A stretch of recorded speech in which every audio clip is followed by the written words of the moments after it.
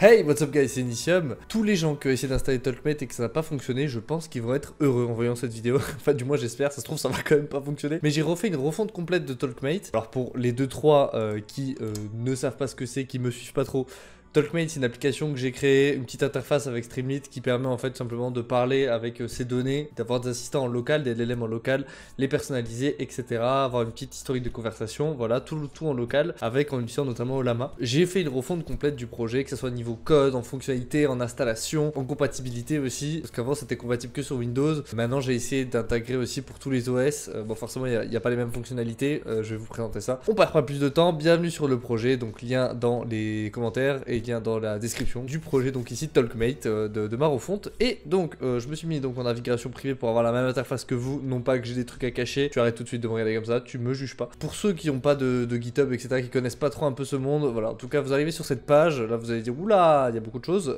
mais c'est très simple. Vous pouvez installer le projet global, donc Talkmate, qui est compatible donc Mac, Linux, etc, donc des différents OS, enfin techniquement. Si vous voulez télécharger, que vous n'avez pas un Windows ou que vous avez un Windows mais que vous voulez pas télécharger la version Windows, je ne sais pas pourquoi, je vous juge pas, hein, vous faites comme vous voulez, c'est un peu bizarre mais vous avez le droit. Donc vous allez tout simplement dans ici main, voilà, vous regardez bien que ça soit écrit main en termes de branche ici, et vous cliquez sur talkmateinstaller.exe, vous faites download, donc ici download raw file, hop, ça télécharge le fichier. Qu'est-ce qu'il me dit? Parce qu'elle n'a pas pu vérifier ce fichier, et il est pas sûr du tout ce fichier. Allez, on conserve. Mais qui a bien pu créer ce fichier? Putain, je me demande. On l'ouvre, donc là vous avez l'installeur de Talkmate et puis en point exécutable, c'est magnifique. Donc là vous l'ouvrez. Ça vous demande si vous autorisez le mode administrateur, évidemment oui. Donc là en français, vous pouvez choisir aussi un français ou anglais. Et là bienvenue sur Talkmate version 1.0. Là je mets la licence, donc la licence elle est assez courte, qui dit voilà vous pouvez faire ce que vous voulez, c'est un projet open source, sauf qu'il faut me créditer, je pense que c'est un petit peu logique. D'ailleurs il n'y a pas 50 pages, donc ça c'est cool. Et soit vous comprenez et vous utilisez, soit vous pouvez dire hein, je refuse les termes du contrat. C'est votre droit de refuser et dans ce cas-là vous n'utilisez pas Talkmate bien évidemment. Mais normalement je pense que ça convient à tout le monde cette petite licence. Je comprends et j'accepte les termes suivant. Et là vous avez donc le petit readme que vous avez retrouvé avant et après l'installation. Donc ici il y a Talkmate, il y a l'installation. Je précise qu'il faut installer donc d'abord l'installeur et ensuite le setup.exe que vous allez voir après, et la tech stack. Donc ça c'est les applications que vous devez installer à côté en parallèle. Donc Python 3.11.7 évidemment, donc je mets le lien Ollama sur votre OS en question, et CUDA pour Linux et Windows pour ceux qui ont des cartes graphiques Nvidia pour notamment optimiser avec Ollama. Pour ceux qui ont Mac, je sais pas trop comment ça marche pour utiliser les M2, M3, M4 sur Ollama, mais ça doit fonctionner peut-être pareil, je sais pas. Peut-être c'est déjà inclus dans Ollama, ça faut se renseigner. Moi j'ai pas de Mac donc je sais pas. Faites suivant, vous pouvez créer une icône sur le bureau, suivant, voilà, et là vous installez le tout. Parfait, tout a été installé, on est plutôt content. Et on peut directement l'exécuter ou non. Ici je vais dire non, comme ça je vais juste récupérer le dossier, donc l'on fait terminer. Et là ici donc dans nos téléchargements, vous le voyez, il est là, il apparaît. On peut ouvrir notre Talkmate, boum, tout est installé via l'installeur, donc tout le code. Cliquez sur setup.exe pour lancer l'installation. Ici ça lance le serveur Ollama. Peut-être qu'il y a des gens que ça va pas le lancer, et ça c'est normal. D'ailleurs je vais juste faire une petite aparté pour ça. Hop, je me permets de fermer ça à 2 minutes pour vous parler de tout ça. Il y a des gens, ils m'ont déjà dit oui mais moi je comprends pas, j'ai l'erreur erreur TCP machin, Ollama est déjà en mode run. C'est normal, ne vous inquiétez pas. En fait ça veut dire que quand vous installez Ollama, automatiquement il va être ici en bas, vous allez voir un petit logo de Llama. Donc soit vous faites clic droit comme un bouton pour OBS, mais là clic droit et quittez Ollama pour que ça le ferme, et ensuite lui quand vous allez démarrer le point .exe ça va pouvoir ouvrir le serveur ici, parce que c'est une erreur juste pour vous dire que voilà il est déjà en mode run. Ça c'est une possibilité. Et si vous voulez le supprimer définitivement, parce qu'en fait Ollama quand vous installez, à chaque fois que vous allez démarrer votre ordinateur, il va démarrer avec automatiquement et il va se mettre ici en bas à droite. Donc là il faut faire un Windows R, en tout cas pour Windows. Pour Linux et Mac je sais pas, mais en tout cas il faut que vous alliez dans votre gestionnaire de démarrage, un peu comme Ctrl Alt Sup pour Windows. Là vous tapez cell de petits points startup, et bon moi je l'ai plus ici, mais ici il y a normalement un fichier Ollama que vous supprimez. Voilà, donc il faut bien vérifier dans vos fichiers de démarrage, que ce soit sur Windows, que ce soit sur Linux ou Mac, que Ollama ne démarre pas automatiquement si vous souhaitez avoir cette interface. Bien évidemment vous pouvez faire en sorte il se démarre en fond continuellement, il est toujours là en fond, c'est juste que vous n'aurez pas cette interface. C'est pas une erreur grave entre guillemets. De toute façon j'ai fait en sorte que le terminal il se shut down, il va se fermer automatiquement si il se run déjà en parallèle, donc vous n'aurez pas la terminal avec écrit l'erreur qui reste directement. Petite précision, si vous souhaitez enlever Ollama et avoir la même interface que moi, mais c'est pas obligatoire et ça sert à rien. Enfin voilà, c'est juste pour parce que moi je peux voir le serveur en parallèle Ollama quand je pull des modèles, quand je les télécharge et tout. Donc bref, vous installez votre .exe et ça va vous installer tout ce qui a besoin d'être installé. Il crée l'environnement, il l'active et il installe toutes les librairies qu'il y a besoin, et ça peut prendre un petit bout de temps. Regardez, il est marrant non? T'as un petit gâteau. En vrai, pendant que l'installation est en train de se faire, il me ressemble ou pas? Il y a un petit air non? En vrai il y a un petit air, je trouve. Un petit air de famille. Et j'ai foutu du sucre partout. Non, j'aime pas bien. D'ailleurs, petit aparté, si vous souhaitez que l'installation se fasse plus vite, il faut directement aller sur ma chaîne YouTube et s'abonner. Voilà, et l'installation se fait beaucoup plus rapidement. Ouais, c'est véridique. Ouais. Moi, dire n'importe quoi. Alors là, je vois pas ce que vous voulez dire, vraiment. Je tombe des nues, quoi. C'est juste une petite partie, ouais. De toute façon, dans une heure, j'ai un entretien d'embauche. Oh, c'est terminé. Ok. Et donc là, directement, c'est écrit Choose LLM Installation Mode, soit le 1 par défaut ou le 2 pour le custom. Donc en fait, je me suis permis, pour tous ceux qui connaissent pas trop les commandes Ollama, si je vous fais un petit exemple. Ollama, une fois que votre serveur il démarre, évidemment en parallèle, vous avez plusieurs commandes. Donc Ollama, par exemple, pour télécharger un modèle, vous allez sur leur site et vous tapez Ollama Pool et par exemple Llama 3.2. Ou Llama 3, et si vous souhaitez, je sais pas, le 13 milliards, vous écrivez 13B. C'est comme ça pour télécharger des modèles. Pour les voir, par exemple, c'est Ollama List. Bref, il y a plein de petites commandes comme ça à connaître. Si vous n'avez pas envie, vous connaissez pas, vous n'êtes pas trop dans le domaine, bah en fait, vous tapez 1, et au lieu de les installer vous-même, donc ça va vous installer les principaux, donc ceux qui sont utilisés par TalkMate par défaut, c'est-à-dire Llama 3.1 et Nomic en backtext pour le modèle de vectorisation. Là, hop, ça vous ouvre l'interface avec vos LLM automatiquement téléchargés. Donc ici pour vous, bon moi je les avais déjà donc ça a été plus vite, mais sinon ça prend un peu plus de temps. Et bienvenue chers utilisateurs, bienvenue sur TalkMate. Je crois que j'ai jamais autant marqué TalkMate sur une page, j'avais pas d'idée. Bienvenue sur TalkMate, l'application TalkMate. Donc TalkMate est une application qui permet de profiter d'expériences enrichissantes avec TalkMate. Bon, clairement je l'ai généré par IA, ça se voit, mais ça fait joli, d'accord, donc vous arrêtez. On peut changer le langage, donc bon bah là je suis en French, mais voilà, on peut mettre en English, bon faut juste recliquer 2 fois pour qu'il se réactualise. On a le mode anglais, on a le mode français, voilà. Et vous avez donc certaines pages qui ont été enlevées. Alors j'ai enlevé ici le QA document pour parler sur un document en one shot et le summarize page donc pour résumer des choses. Pourquoi je l'ai enlevé? Parce que tout simplement c'était pas utile. Premièrement le summarize page, bon c'est un modèle assez généraliste qui permet de résumer, mais ça résume pas extrêmement bien. Ça c'est mieux d'avoir des modèles plus ciblés, donc c'était pas super intéressant. Et le QA document c'est pour faire du one shot sur parler sur le document, mais pareil on peut pas trop le custom. Ici j'avais vraiment mal fait le truc, il y avait très peu de customisation, ça marchait pas énormément bien, en sachant qu'en plus ici j'ai le profil qui permet de mettre des documents, etc. Donc à la limite vous créez un profil temporaire, vous parlez sur vos documents, puis vous supprimez après le profil juste derrière quoi. Donc ça servait à rien quoi, ça faisait répétitif, beaucoup trop de code pour littéralement rien. Ce qui est intéressant ici c'est parler à un assistant, customiser un assistant et avoir des profils et parler sur vos documents et créer des profils par document. C'est ça qui nous intéresse et qui est un peu la technologie de TalkMate, le but quand même de TalkMate. Si je vous présente ça, d'abord la page assistant, vous avez l'assistant classique. Donc ici, vu qu'on utilise 3.1 en Llama par défaut, si je dis salut, ça va, voilà, ça va run automatiquement. D'ailleurs, le serveur du coup à côté, on voit que là il va lancer en fait notre modèle en parallèle. C'est pour ça que moi j'aime bien avoir le serveur. Et donc là il va répondre automatiquement. Boum. Donc là il n'y a pas besoin de choisir à chaque fois la page, le modèle qu'on veut utiliser. Par défaut, on change la configuration et ça s'actualise. Là il répond, tout ça, on est content. On a classique notre historique de conversation qu'on peut supprimer, télécharger, renommer. Ça c'est la base. On peut faire un nouveau chat et tout. Et si on veut configurer, donc ça c'est pour les gens un peu plus aguerris qui veulent configurer des modèles. Donc vous cliquez sur configuration.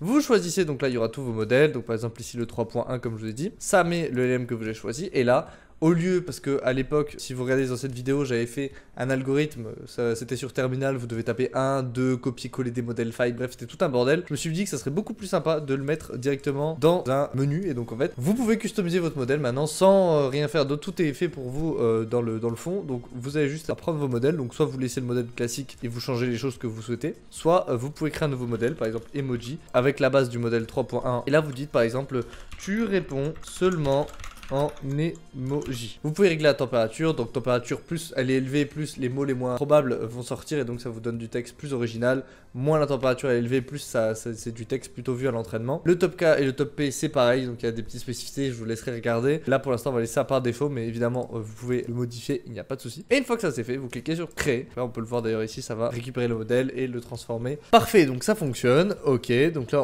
on peut fermer la configuration, enfin non pardon, on prend la configuration, on choisit notre nouveau modèle qu'on a construit. Donc là je vais juste peut-être faire une petite actualisation pour le récupérer. Et là dans configuration, hop, emoji, il apparaît là tout simplement. On peut le sélectionner du coup, hop, on a choisi le modèle emoji. On peut fermer la configuration. Salut, comment vas-tu?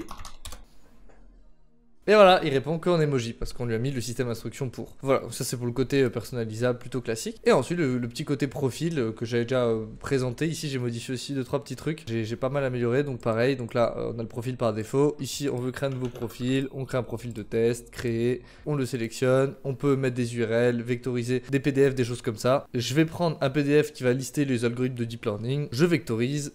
Ça prendra plus ou moins de temps selon évidemment le document. Là, je peux cliquer sur base de données actuelle et dire maintenant de quoi parle ce document. Et il va comprendre que je parle sur le document du deep learning et du listage du deep learning. Voilà, sans traiter des neurones, etc., convolution, ResNet et tout. Et là, petite nouveauté, j'ai ajouté les retrieve documents. Donc en fait, ça vous affiche les documents qu'il a récupérés. Bon, ça dépend. Là, ici, par exemple, si vous voyez qu'il n'y a pas d'espace entre les mots, c'est à cause de la vectorisation parce que chaque fichier PDF est différent. Là, j'ai fait quelque chose d'assez global pour que ce soit la vectorisation des URL et des PDF. Donc, vu que chaque structure des PDF est différente, il y en a qui passent, il y en a d'autres qui passent moins. C'est juste pour ça. Mais là, on voit que ça fonctionne très bien. Et donc, le document parle des neurones, etc. Et on peut voir donc sur quoi il s'est basé pour générer cette réponse. Et donc là, on voit les différents documents récupérés, les 4. Et on voit qu'il s'est basé sur ce genre de texte pour créer cette réponse finale. Donc ça nous permet de comprendre la réponse à laquelle il a généré. Et ensuite j'ai fait les historiques de conversation classiques. Voilà, donc vous retrouvez ça, supprimer, télécharger. Comme d'habitude, comme j'ai présenté dans les 4 vidéos précédentes. Mais par contre, il y a maintenant l'onglet configuration pour les plus aguerris qui permet donc de changer le modèle que vous souhaitez parler, le modèle de vectorisation et surtout les types de recherche. Donc ici, faut s'y connaître un petit peu, mais il y a plusieurs types de recherche. Donc il y a la similarity, donc là c'est ce que j'ai utilisé, qui est classique. Il y a le MMR, similarité entre documents, éviter les choses dupliquées, et ça vous permet de plutôt regarder les similarités des documents en soi. Et ensuite le similarity score threshold, qui est tout simplement celui que j'ai utilisé notamment dans Lux pour ceux qui ont vu, qui permet de, selon un seuil de similarité, choisir et donc récupérer des vecteurs similaires, qui donc va changer certaines choses. Je vais vous le montrer après pour celui-là. Et la taille des chunks, donc pour la vectorisation, par défaut c'est à 1500, mais vous pouvez régler le chevauchement, donc l'overlap pour garder le contexte entre deux chunks. Le nombre de documents récupérés, là vous avez vu j'ai mis 4, ça va en récupérer 4. Après ça peut changer, des fois il peut en récupérer que 1 parce que les autres ne sont pas très pertinents. Donc là par exemple on va prendre le similarity score threshold. Donc d'ailleurs ça change hein, évidemment, il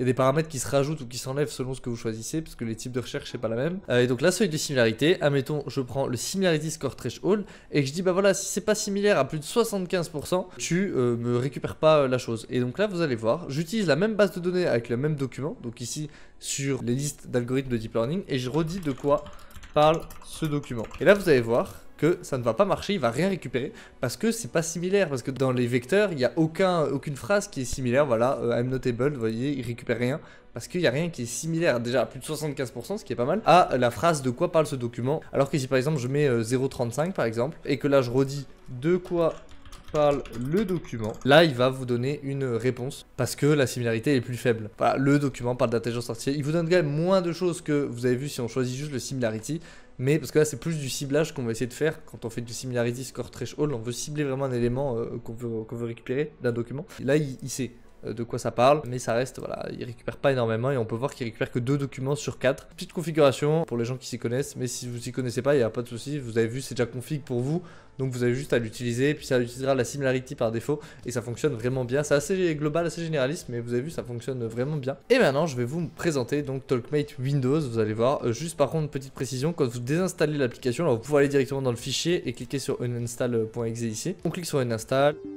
Voilà, voulez-vous vraiment désinstaller tous les composants? Oui. Et petite précision pour votre optimisation, surtout je pense à vos gigas dans votre disque dur, ça va garder le point env, le conversation et le PyCache dedans. Et donc ça supprime pas automatiquement, vu que l'installeur ici va supprimer que ce qu'il a installé, vous me suivez. Or le point env, conversation et tout, ça se génère quand vous utilisez l'app. C'est l'application qui crée ça, c'est le code Python qui crée ça. Donc ça va pas le supprimer. Donc petit conseil, vous allez là où vous avez installé votre fichier, votre dossier, où vous l'avez mis, que ce soit sur votre bureau, documents, programme, voilà, vous choisissez. Et vous supprimez bien le fichier TalkMate. Et maintenant on va passer au plus croustillant, le mode Windows qui est un petit peu forcément plus avancé puisque j'ai pu faire plus de choses dessus. J'ai récupéré ça de l'ancien TalkMate que j'ai adapté ici, sauf que je l'ai optimisé. Donc là vous allez ici à gauche et au lieu de cliquer sur Main, vous cliquez sur TalkMate Windows, voilà. Vous allez dans TalkMate Windows Installer juste ici. Vous cliquez dessus. vous le téléchargez pareil, il est là, TalkMate Windows Installer, vous le double-cliquez. Je vous épargne toute l'installation qui est littéralement la même, le seul truc qui change ça va être le readme, où là bah forcément vu qu'on parle ici, j'utilise PyTT6 pour les voix virtuelles, enfin les voix synthétiques, donc ici je remets en fait toute la configuration si vous voulez télécharger des voix du narrateur et ajouter plus de voix synthétiques dans l'application. Donc ce qu'il faut faire, aller dans le registre, changer les speech one core en core, etc. Je précise la manip à faire. Seule petite différence oui, ici, c'est que ça va essayer d'installer FFmpeg et Scoop, parce qu'on va en avoir besoin ici, et ça va installer PyTorch avec Torch Audio, qui permet de parler, d'avoir le speech to text, etc. qui fonctionne. C'est pour ça que c'est plus gros d'ailleurs le TalkMate Windows que le TalkMate sans le côté vocal quoi, avec les voix synthétiques et retranscription de voix. Soit ça installe Scoop et FFmpeg, bon moi vu que c'est déjà installé, c'est bon, c'est tout prêt. Bienvenue sur TalkMate Windows, qui est compatible évidemment sur Mac. Non, c'est pas ça le script, c'est pas ça le script. Qu'est-ce qui change? Bah il y a juste 2-3 petits trucs qui changent. Tout simplement on peut choisir donc le microphone, on peut choisir la voix synthétique. Une fois que ça c'est sélectionné, c'est littéralement comme TalkMate classique, évidemment c'est la base de TalkMate, hein. Le code reste le même. Mais maintenant vous pouvez discuter, donc il y a le speech to text et le text to speech. Vous avez une discussion continue que vous pouvez avoir, et le mode discussion. Donc si je vous donne un petit test, salut, tu vas bien? Voilà, retranscription. Bonjour. Je vais bien, merci. Et toi? Comment puis-je t'aider aujourd'hui? Note, je suis un modèle de langage artificiel, donc je ne ressens pas d'émotion, mais je suis là pour discuter avec toi. Voilà, donc le classique, là on peut parler avec TalkMate. Et pareil dans les profils, hop, on peut sélectionner un profil, on vectorise tout ça, on passe sur une base de données, et là... Voilà, il y a le mode discussion qui apparaît. Petite vidéo de présentation sur l'installation de TalkMate. Par contre, petite précision, parce que ça se trouve, ça n'a pas encore fonctionné chez des gens, ça peut arriver, parce que l'installation ici, il y a Dolama, Cuda, de Python, voilà, il faut bien les installer. Il faut faire attention à tout ça. Par exemple, si vous avez, je sais pas, plusieurs Python sur votre machine, Python 3.12, Python 3.9, etc., que vous installez Python 3.11, il se peut qu'il y ait une incompatibilité. Donc, il faut faire gaffe à plein de trucs comme ça. Donc, plein d'erreurs peuvent arriver, évidemment. Ça reste quand même pas magique, mais voilà, c'est mieux et plus facile, je trouve, en termes d'installation, et plus agréable, plus factorisé et moins lourd aussi l'application, plus simple je trouve d'utilisation. Mais donc voilà, je tiens à préciser, ça sert à rien de me contacter sur Instagram ou sur mon mail directement. Si je fais du cas par cas, vraiment je m'en sors pas. J'ai essayé de répondre au maximum, mais j'ai vraiment eu beaucoup de messages. J'ai pas le temps de répondre à tout le monde et tout, j'ai d'autres trucs à faire, donc c'est compliqué. Donc s'il vous plaît, voilà, me contactez pas. Le truc par contre que je peux proposer, si d'autres gens ont déjà eu ce problème ou quoi, parlez en commentaire, voilà, dire ah bah voilà, moi j'ai eu tel problème, puis peut-être quelqu'un vous dira ah bah j'ai eu la même chose, moi j'ai résolu comme ça, en sachant qu'il faut regarder dans ma dernière vidéo de TalkMate, j'ai mis dans la description vraiment tout plein d'erreurs que les gens pouvaient avoir et tout, qu'on m'a remonté. Bon là forcément ça sera peut-être moins valide parce que j'ai rechangé toute l'interface, toute la structure, mais voilà, il y a des erreurs que vous avez que bah, je n'ai jamais vues, donc je peux pas trop vous aider là-dessus. Donc voilà, essayez de répondre à d'autres si vous pouvez. C'est une propale que je fais, vous faites comme vous voulez, mais je trouve que ça serait sympa. Voilà, en tout cas c'était Initium, dites-moi ce que vous en pensez de ce projet dans les commentaires, likez, abonnez-vous, partagez, dans une prochaine vidéo. Salut!